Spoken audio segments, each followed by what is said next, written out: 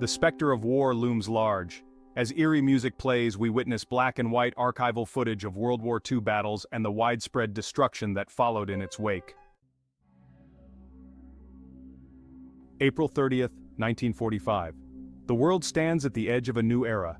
In the heart of Berlin, as the city crumbles under relentless Allied bombardment, Adolf Hitler, Germany's Führer and architect of the most devastating war in human history, prepares to meet his end.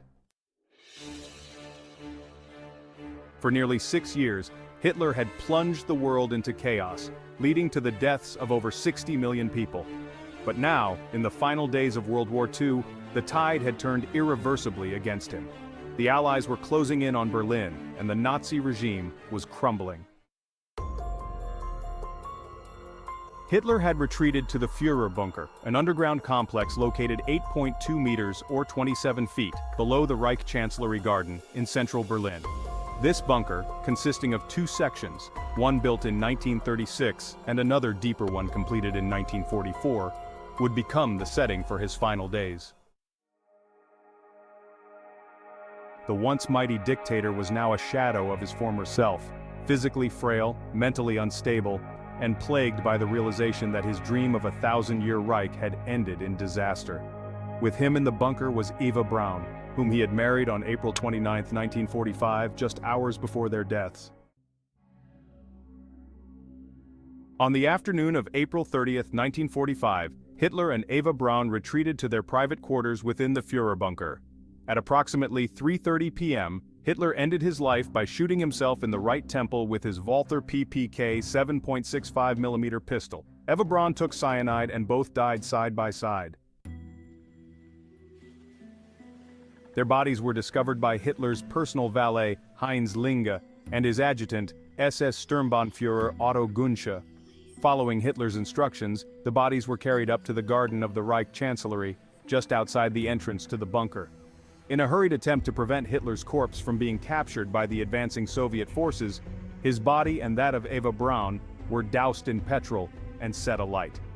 The charred remains were later discovered by Soviet troops when they entered the bunker on May 2, 1945.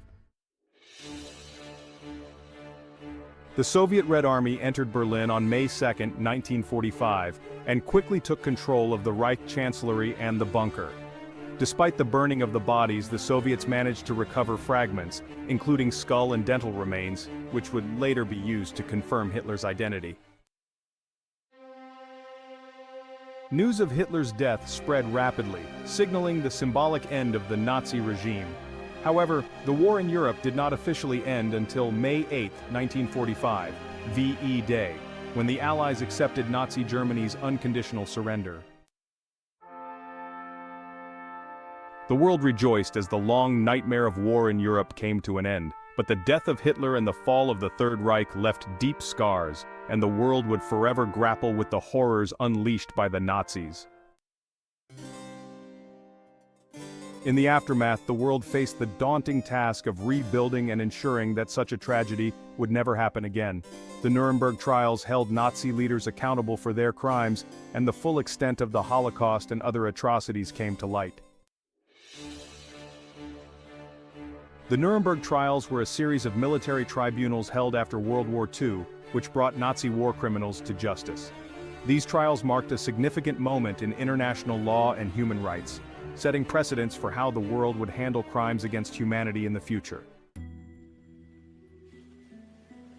But Hitler's death also gave rise to numerous conspiracy theories and myths, claims that he had escaped to South America or elsewhere.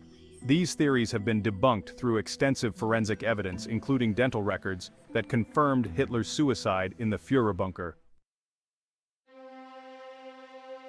Today, Berlin is a city transformed, but the legacy of World War II and the memory of Hitler's tyrannical rule remain ever present.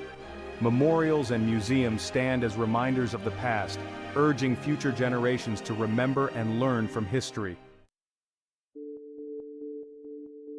Adolf Hitler's death marked the fall of a dictator, but the echoes of his reign serve as a stark warning of the dangers of hatred, totalitarianism, and war.